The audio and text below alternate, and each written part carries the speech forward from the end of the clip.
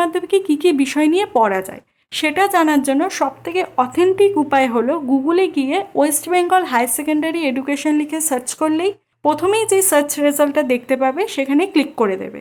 তারপরে ওয়েবসাইটটা লোড হয়ে আসবে। নিচের দিকে স্টুডেন্ট সেকশন থেকে সাবজেক্ট বলে একটা অপশন থাকবে, যেখানে তুমি ক্লিক করে দেবে। এবার এখানে তুমি সমস্ত সাবজেক্ট দেখে নিতে পারবে যেগুলো উচ্চ মাধ্যমিকের বিষয় হিসেবে নির্বাচন করা যায়। এবার আসি আসল কথায়, সেটা হলো সেটগুলোতে কী কী সাবজেক্ট কম্বিনেশন দেওয়া আছে।